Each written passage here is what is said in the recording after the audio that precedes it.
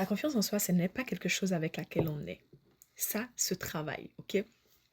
Si tu es du genre à douter de toi-même, à ne pas avoir confiance en toi, à te sentir petit lorsque tu entres dans des pièces ou à ne pas te sentir à la hauteur, je pense que cette vidéo, elle est faite pour toi. J'ai fait une partie 1 déjà, je t'invite à aller voir.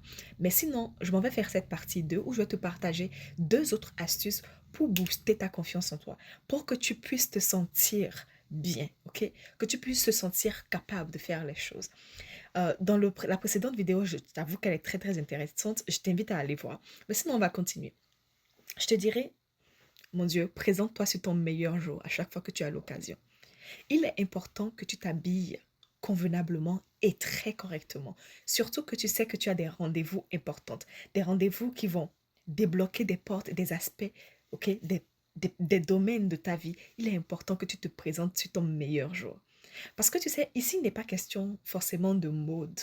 C'est plutôt l'énergie, l'aura que tu vas dégager. Parce qu'en te mettant bien physiquement, ça va déteindre en fait sur ton esprit, sur ton moral.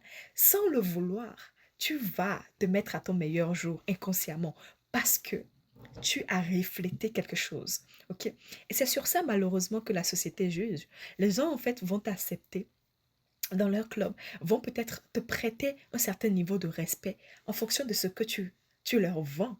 Donc, il est important que d'abord le physique accompagne le niveau que tu veux aller. Ok? Tu peux pas me dire que tu es un entrepreneur réussi si tu te présentes en jogging tous les jours. Non, il faut un peu travailler. Ok? Donc, travailler un peu la présentation. Donc, il est important que la présentation physique visuelle s'accompagne du niveau où tu veux aller. Est-ce qu'on est d'accord ou pas? OK? Le dernier tips que je m'en vais te donner ici, parce que j'ai déjà donné trois tips déjà, oui, je t'invite à aller voir la vidéo. Le dernier tips ici que je m'en vais te donner, c'est de maîtriser ton langage corporel.